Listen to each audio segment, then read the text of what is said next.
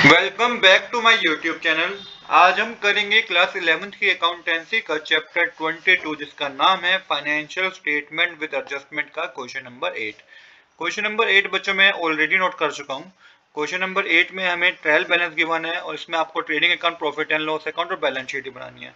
साथ के साथ बच्चों आपको 6 एडजस्टमेंट गिवन है जिसको आपको समझना है और कहाँ वो इम्पैक्ट होगी इस चीज को आप समझना है।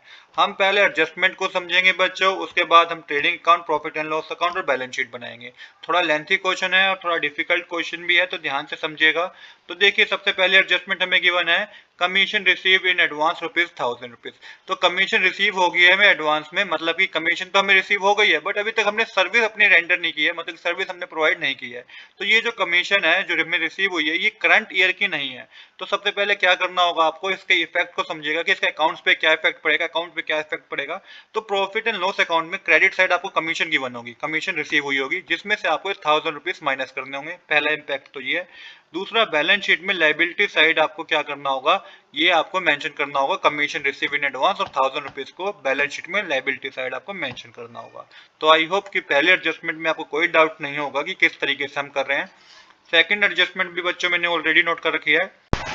अब करेंगे बच्चों हम नेक्स्ट ट्रांजैक्शन, नेक्स्ट एडजस्टमेंट जो कि है rent receivable ₹2000 subjected to levy of CGST SGST at the rate 9%।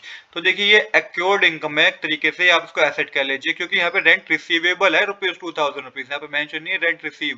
तो यहाँ मतलब क्या हुआ, the rent has been earn during the period but the cash has not been received. The rent is subjected to goods and service tax. तो देखिए यहाँ पे क्या बात कर रखी है कि जो रेंट है वो हमारा उसी ईयर, जिस ईयर में हम फाइनेंशियल स्टेटमेंट बना रहे हैं उसी ईयर का है, but the cash has not been received yet, but cash अभी तक हमें रिसीव नहीं हुआ है। और जो रेंट होता है बच्चों वो गुड जीएसटी का पार्ट होता है, इस पे जीएसटी मेंशन करना है 9% ईच। तो क्या करेंगे बच्चों, हमें सबसे पहले एक्योर्ड रेंट पता है ₹2000 है, जो कि हमें क्वेश्चन में गिवन है, इसको आप एक्योर्ड रेंट मानेंगे ₹2000, मतलब कि हमने अर्न तो किया है उसी ईयर में बट अभी तक रिसीव नहीं हुआ है। तो सीजीएसटी 2000, सीजीएसटी आपको कैलकुलेट करना है, तो 2000 का अमाउंट है, इस पर 9% कैलकुलेट करेंगे तो 180 सीजीएसटी आएगा और एसजीएसटी भी ₹180 आएगा।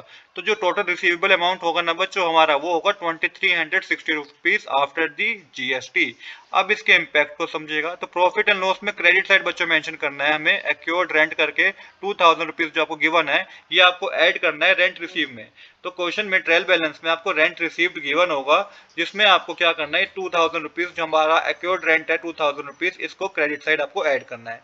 बैलेंस शीट में क्या करना है बच्चों, आपको बैलेंस शीट में इसी को आपको एसेट साइड दिखाना है ₹2360 को। अब देखिए यहाँ पे हमें ₹2000 ऐड करने हैं प्रॉफिट एंड लॉस अकाउंट में credit side, but balance sheet में तो बच्चों आपको क्या करना होगा, बैलेंस शीट में आपको एसेट साइड अमाउंट जीएसटी का प्लस करके दिखाना होगा ₹2360 का, कि आपको ये एक्योर्ड इनकम करके ₹2360 बैलेंस शीट में एसेट साइड दिखाना होगा। अब इसको बैलेंस शीट में लायबिलिटी साइड में बच्चों दिखाना होगा। क्यों दिखाना होगा, क्योंकि बच्चों यहाँ पे जीएसटी की बात हो रही है, तो सीजीएसटी 180 है, एसजीएसटी 180 है, जिसको आपको ऐड करना होगा आउटपुट सीजीएसटी में और आउटपुट एसजीएसटी में। अभी के लिए आप ये समझिएगा, जब मैं बैलेंस शीट बनाऊंगा तो मैं इस बात को दोबारा समझाऊंगा। तो यहाँ मैंने आपको बताया कि जो हमारा जीएसटी कैलकुलेट किया था, सीजीएसटी और एसजीएसटी कैलकुलेट किया था ₹180 और एसजीएसटी ₹180, इसको आप ऐड करेंगे आउटपुट सीजीएसटी में और आउटपुट एसजीएसटी में। आई होप कि यहाँ तक आपको कोई डाउट नहीं होगा कि किस तरीके से हमने बच्चों इस ट्रांजैक्शन को अपने अपने अकाउंट्स में शो करना है। इसके बाद है नेक्स्ट ट्रांजैक्शन बच्चों, next adjustment salary outstanding ₹1000, insurance prepaid ₹800। दो बातें हैं, पहले सैलरी आउटस्टैंडिंग को समझ लेते हैं। ₹1000 जो है मतलब क्या है इसका, the service has been received so the expense has been incurred but the cash payment has not been made yet। अभी तक हमने पेमेंट नहीं करी है, मतलब कि सैलरी आउटस्टैंडिंग होगी ₹1000 जिसकी हमें पेमेंट करनी है। इम्पैक्ट इसका दो जगह होगा, तो प्रॉफिट एंड लॉस अकाउंट में डेबिट साइड आपको क्या करना होगा, सैलरी में ₹1000 आपको ऐड करने होंगे। दूसरा, बैलेंस शीट में लायबिलिटी में आपको आउटस्टैंडिंग सैलरी ₹1000 मेंशन करना होगा। तो ये मैंने आपको आउटस्टैंडिंग सैलरी का बताया। इसके बाद है इंश्योरेंस प्रीपेड ₹800। तो ये प्रीपेड एक्सपेंस है, एक तरीके से एसेट कह लीजिए। प्रॉफिट एंड लॉस अकाउंट में डेबिट साइड क्या होगा, आपको इसको टोटल इंश्योरेंस एक्सपेंस में से ₹800 को क्या करना है, माइनस करना है, डिडक्ट करना है। और करंट एसेट में आपको, बैलेंस शीट में आपको एसेट के अंदर ये दिखाना है प्रीपेड इंश्योरेंस ₹800। तो आई होप कि आपको समझ में आया होगा कि प्रॉफिट एंड लॉस में डेबिट साइड तो इंश्योरेंस में से आप माइनस कर देंगे 800 रुपीज, और बैलेंस शीट में आप करंट एसेट के अंदर आप इसको दिखाएंगे प्रीपेड इंश्योरेंस जो कि 800 रुपीज होगा। अब करते हैं नेक्स्ट ट्रांजेक्शन बच्चों, जो कि है further bad debts ₹1000 and the provision for bad debts at the rate 5% on debtor and the provision for discount on debtor at the rate 2%। तो देखिए क्वेश्चन में फर्दर बैड डेट्स गिवन है 1000 rupees. इसका impact समझिएगा। सबसे पहले तो profit and loss account में आपको ऐड करना होगा ओल्ड बैड डेट्स में। फर्दर बैड डेट्स को आपको ओल्ड बैड डेट्स में क्या करना होगा, ऐड करना होगा। अभी हम खाली फर्दर बैड डेट्स की बात कर रहे हैं, तो मैंने बताया कि फर्दर बैड डेट्स को आपको ओल्ड बैड डेट्स आपको ट्रायल बैलेंस में गिवन होंगे, उसमें ऐड करना होगा प्रॉफिट एंड लॉस अकाउंट में डेबिट साइड। और बैलेंस शीट को क्या करना होगा, बैलेंस शीट में क्या करना होगा बच्चों, आपको एसेट साइड डेटर में से डिडक्ट करना होगा। मैं फिर रिपीट करता हूं कि प्रॉफिट एंड लॉस अकाउंट में डेबिट साइड आपको ऐड करना है further bad debts old bad debts में, और बैलेंस शीट में आपको डिडक्ट करना है एसेट साइड में से डेटर में से क्या, फर्दर बैड डेट्स। तो ये आपको ओल्ड डेटर में से फर्दर बैड डेट्स आपको क्या करने होंगे, माइनस करने होंगे। अब इसके बाद ही एक और बात क्या रखी है, provision for bad debts 5% on debtor. तो प्रोविजन न्यू प्रोविजन बनाना है बच्चों आपको।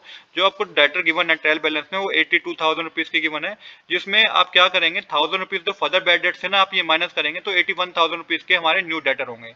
अब 81,000 के जो न्यू डेटर होंगे इसका आपको 5% कैलकुलेट करना है, जो कि 4050 रुपीज होगा।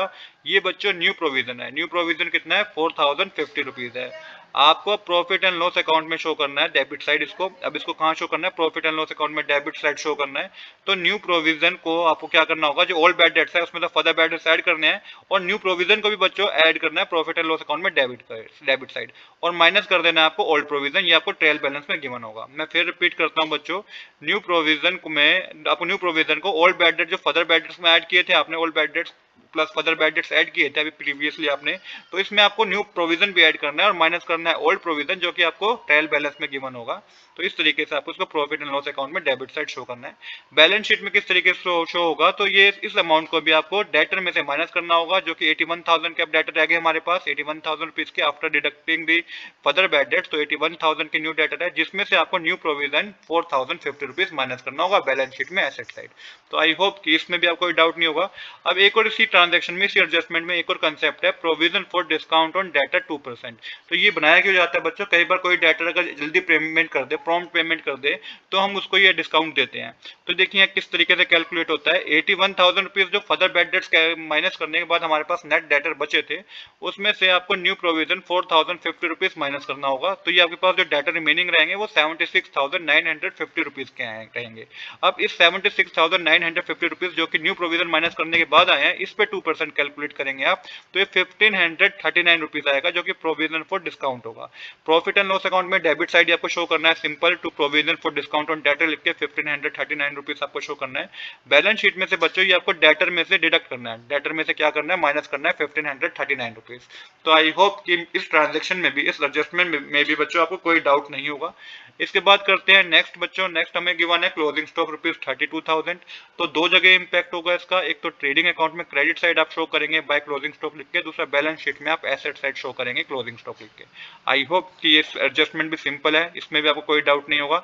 इसके बाद अगली एडजस्टमेंट है डेप्रिसिएशन से रिलेटेड, जो कि 6% डेप्रिसिएशन है बिल्डिंग पे।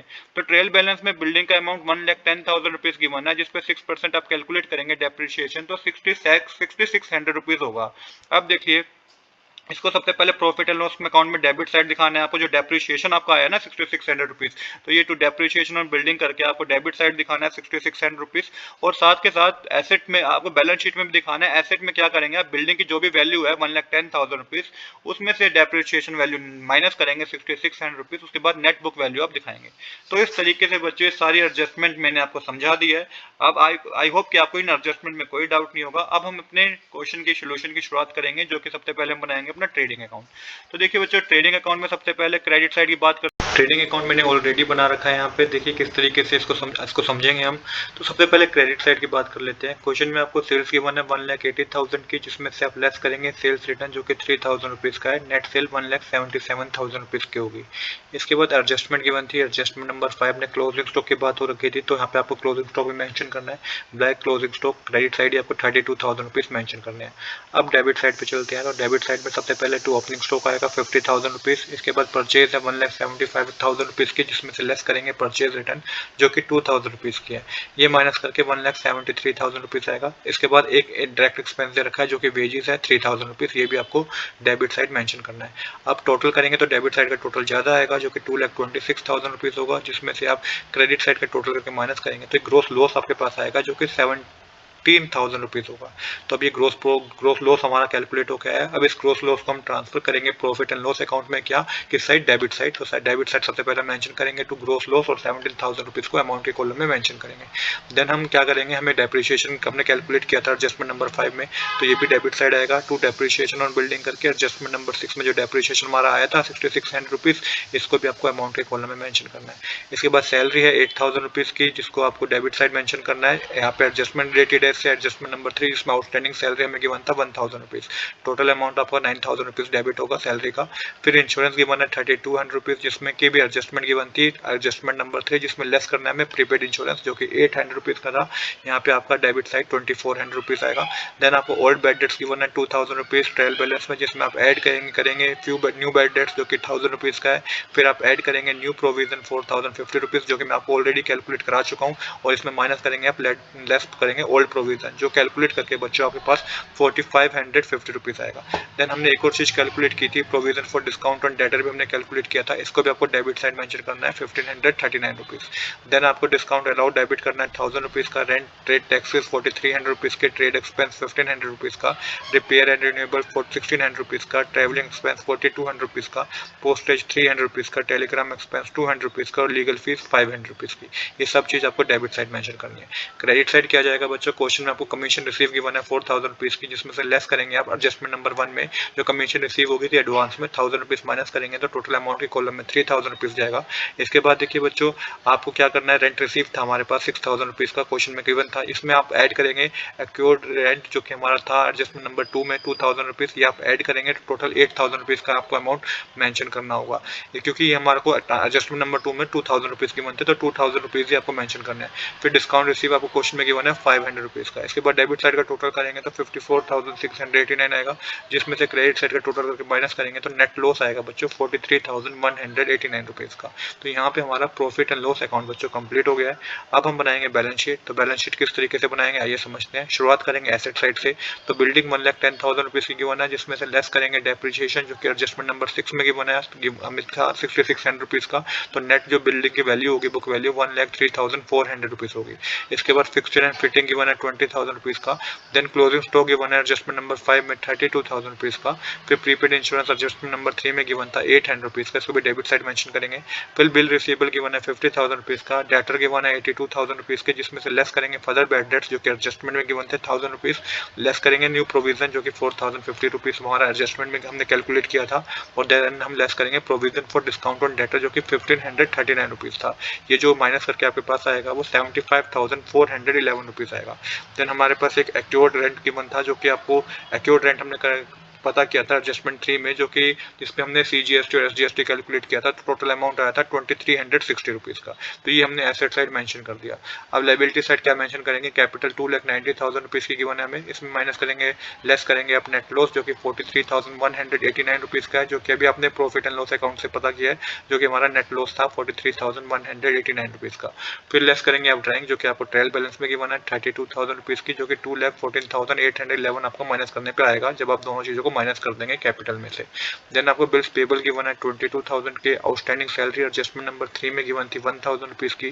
कमीशन रिसीव इन एडवांस में एडजस्टमेंट नंबर 1 में गिवन था 1,000 रुपीज़ का। आउटपुट CGST 15,000 रुपीज़ का आपको गिवन है किसमें, ट्रायल बैलेंस में, जिसमें आप ऐड करेंगे जो हमने एडजस्टमेंट नंबर 2 में CGST पता किया था 180 रुपीज़ का, और लेस करेंगे इनपुट CGST जो कि आपको ट्रायल बैलेंस में गिवन है। ये अमाउंट आपके पास आएगा 5,180 रुपीज़।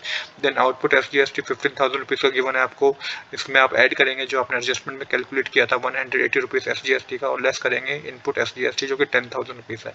ये कैलकुलेट करके 5,180 रुपीज़ आएगा। तो यहाँ पे बच्चों आपकी डेबिट साइड और क्रेडिट साइड क्या हो जाएगी, इक्वल हो जाएगी। तो इस क्वेश्चन में हमें यही करना था। आज के लिए इतना ही। I hope you like this video. If you like this video please to subscribe this channel. Thanks for watching.